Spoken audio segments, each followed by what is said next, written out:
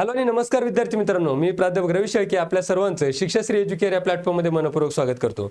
विद्यार्थी मित्रांनो, एक आश्वासक चेहरा म्हणून तुम्ही जो प्रतिसाद आपल्या चॅनलला देत आहात तो नक्कीच आमच्यासाठी खूप महत्त्वाचा आणि उत्तरदायी आहे. तुमच्या या प्रेमाखातर मी नक्कीच तुमचा ऋणी आहे, आभारी आहे. आता पहिला राऊंड संपलेला आहे. पहिल्या राऊंडसाठी ज्या विद्यार्थ्यांचे अलॉटमेंट झाले त्या सर्वांचं मी पुन्हा एकदा अभिनंदन करतो. ज्यांनी फ्रीज केले असतील अशा सर्वांचं पुन्हा एकदा अभिनंदन करतो. परंतु ज्या विद्यार्थ्यांनी कॉलेज फ्लोट केलेले आहेत अशा सुद्धा विद्यार्थ्यांचं अभिनंदन, कारण त्यांना येणाऱ्या काळामध्ये नक्कीच चांगलं कॉलेज मिळणार आहे. तर आजच्या आणि महत्त्वाच्या व्हिडिओमध्ये आपण ही माहिती जाणून घेणार आहोत की सेकंड राऊंडसाठी कॉलेज कोड कशा पद्धतीने टाकायचे आहेत, त्यासाठी काय काय नियमावली आहेत आणि कॉलेज कोड टाकत असताना आपण काय काय काळजी घेतली पाहिजेत, या सर्वच गोष्टींचा उहापोह आजच्या आपण व्हिडिओमध्ये करणार आहोत. तर पुन्हा एकदा तुम्हाला विनंती आहे, तुम्ही जर चॅनलला नवीन असाल आणि ॲग्रिकॉस होण्याचं स्वप्न साकारण्यासाठी तुम्ही पुढे येत असाल तर नक्कीच व्हिडिओला लाईक करा आणि पहिले सबस्क्राईब करून घ्या, कारण अत्यंत महत्त्वाचे व्हिडिओ आपल्या चॅनलवरती आपण टाकत आहोत. चला तर विद्यार्थी मित्रांनो, मला काही महत्त्वाच्या गोष्टी तुमच्यासोबत शेअर करायच्या आहेत, काही गोष्टी माहिती द्यायची आहे, ज्यामध्ये प्रामुख्याने मला एक मेसेज द्यायचा आहे. ज्या विद्यार्थ्यांचं पहिल्या राऊंडमध्ये ज्यांनी कॉलेज फ्लोट केलं असेल अशा विद्यार्थ्यांनी प्रेफरन्स टाकताना काय काळजी घ्यायची आहे, तर ते या ठिकाणी लक्षात घ्या. आपण आजच्या व्हिडिओमध्ये जाणून घेणार आहोत की पहिल्या सेकंड राऊंडसाठी जी आताची जी स्ट्रॅटेजी असेल ती कशा पद्धतीने असली पाहिजेत.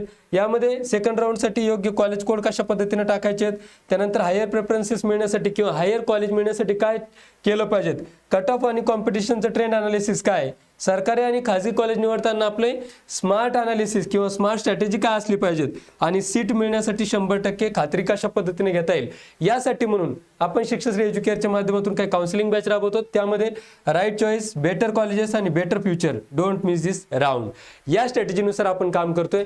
तर विद्यार्थी मित्रांनो, मला तुम्हाला काही गोष्टी या ठिकाणी विशेष रूपानं सांगायच्यात. बघा, लक्षात घ्या की पहिल्या राऊंडमध्ये ज्या विद्यार्थ्यांना अलॉटमेंट झालेली आहे अशा विद्यार्थ्यांनी या ठिकाणी एक गोष्ट लक्षात घ्या. फर्स्ट राऊंडमध्ये ज्या विद्यार्थ्यांनी फ्रीज केला असेल त्या विद्यार्थ्यांनी आता काही करण्याची आवश्यकता नाही, त्यांचं कॉलेज चालू होऊन जाईल. परंतु ज्या विद्यार्थ्यांनी फ्लोट केला असेल अशा विद्यार्थ्यांनी काय करायचंय, तर फ्लोट केला असेल तर तुमचं ज्या नंबरचं कॉलेज असेल, 8 नंबरचं असेल किंवा 10 नंबरचं असेल, वरचे प्रेफरन्सेस अगदी व्यवस्थितरित्या आणि अभ्यास करून टाकायचे. आता याच्यामध्ये एक महत्त्वाचं मी तुम्हाला सांगेल की कट ऑफ अनालिसिस केल्यानुसार असं लक्षात येतंय की प्रत्येक कॉलेजेसला 65 ते 67% सीट्सचे अलॉटमेंट झालेले आहेत. किती झाले आहेत? 65 ते 67%. म्हणजे कॉलेज ऑफ ॲग्रिकल्चर जर तुम्ही पुणे हाताशी घेतलात तर पुणे या कॉलेजमध्ये जवळपास 110 ते 112 अलॉटमेंट झाल्यात. परंतु 110 ते 112 अलॉटमेंट झाल्यानंतर सर्वच सीट बुक झाल्यात का किंवा सर्व सीट फ्रीज झाल्यात का, तर नाही. विद्यार्थी मित्रांनो, त्यामध्ये इंजिनिअरिंग, मेडिकल, फार्मसी आणि फिजिओसाठी जाणारे विद्यार्थी सुद्धा या ठिकाणी रजिस्ट्रेशन करत असतात. म्हणून त्यापैकी केवळ 30 ते 40% सीट्स या भरल्या जात असतात. प्रत्येक कॉलेजची परिस्थिती आज घडीला तीच आहे की अलॉटमेंटच्या 30 ते 40% सीट्स या पहिल्या राऊंडमध्ये काय होतात, फक्त फ्रीज होतात. म्हणजे जवळपास अजून सुद्धा सेकंड आणि थर्ड राऊंडसाठी किंवा स्पॉट राऊंडसाठी 60% जागा खाली आहेत. किती टक्के जागा खाली आहेत? 60% जागा खाली आहेत. मग याची स्ट्रॅटेजी कशा पद्धतीने ठेवली पाहिजे सर, तर विद्यार्थी मित्रांनो या ठिकाणी बघा की जे काय तुमचे कॉलेज असतील, तुम्ही जर फ्लोट केला असेल, फ्लोटवाल्यांनी या ठिकाणी व्यवस्थित समजून घ्या. कॉलेजमध्ये जाऊन ज्यांनी 1000 रुपये भरले आणि फ्लोट केलेले आहेत त्यांनी जे कॉलेजेस आहेत तुमचे विद्यार्थी मित्रांनो, जे वरचे कॉलेजेस आहेत त्याचं व्यवस्थित कट ऑफ अनालिसिस करा. आणि कट ऑफ अनालिसिस केल्यानंतर हे जे वरचे तुमचे कॉलेजेस असतील तर ते कॉलेजेस फक्त तुम्ही चेंज करू शकतात किंवा त्या ठिकाणी बदल करू शकतात. तर हे कॉलेजेस तुम्ही व्यवस्थित कट ऑफ अनालिसिसनुसार गव्हर्नमेंट कॉलेज, सेमी गव्हर्नमेंट किंवा टॉपचे ए ग्रेड कॉलेजेस तुम्ही टाकायचे आहेत. टॉप ए ग्रेड कॉलेज टाकायचे आहेत. हे झालं फ्लोटवाल्यांसाठी.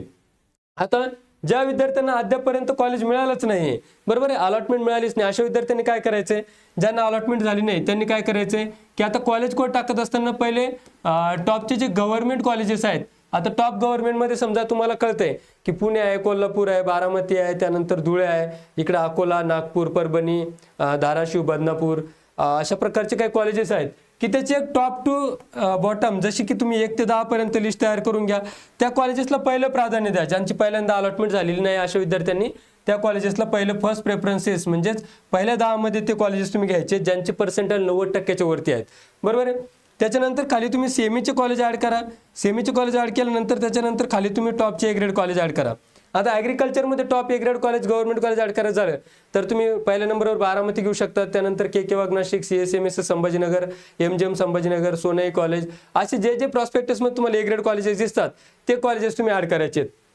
आता काही विद्यार्थ्यांना समजा फूड टेक्नॉलॉजी करायची किंवा बायोटेक्नॉलॉजी करायची, ओके, बीटेक बायोटेक्नॉलॉजी जर तुम्हाला करायचं असेल तर अशा विद्यार्थ्यांनी काय करायचंय, की बायोटेक्नॉलॉजीमध्ये गव्हर्नमेंट फक्त तुम्हाला एक लातूर गव्हर्नमेंट चांगलं त्या ठिकाणी मिळतं आणि दुसरं म्हणजेच यवतमाळ, बरोबर आहे. तर हे 2 कॉलेज टाकल्यानंतर मग टॉपचे कॉलेजेस कोणती उरतात सर? तर पहिल्या क्रमांकावर MGM संभाजीनगर तुम्ही टाकू शकतात, MGM संभाजीनगर. आणि दुसऱ्या क्रमांकावरती तुम्हाला पाहायला मिळेल त्या ठिकाणी बारामती, बरोबर आहे. आणि नंतर के वाघ नाशिक. तर अशा पद्धतीचं तुम्हाला या ठिकाणी टाकता येतील कॉलेजेस बायोटेकसाठी. फूड टेक्नॉलॉजीसाठी सुद्धा सारख्याच प्रमाणात आहे. फूड टेक्नॉलॉजीसाठी college of food technology Parbhani तुम्ही पहिल्या क्रमांकावरती घ्या. त्यानंतर मग प्रायव्हेट कॉलेजेस सुरू होतात, ज्यामध्ये के वाघ असेल, MGM संभाजीनगर असेल किंवा अनेक कॉलेजेस म्हणजे जे ग्रेडमध्ये तुम्हाला वाटतात ते कॉलेज तुम्ही ॲड करू शकतात. तर अशा पद्धतीने तुम्ही कॉलेजचे कट ऑफ अनालिसिस करा विद्यार्थी मित्रांनो. कट ऑफ अनालिसिस आज येऊन जाणार आहे, त्यानुसार आपले कॉलेज कोड बदलायचे आहेत. आता महत्त्वाचं म्हणजे काय की समजा कॉलेज मिळालं नाही, त्यासाठी आपण सांगितलं की पुढील प्रक्रिया कशा पद्धतीने असेल.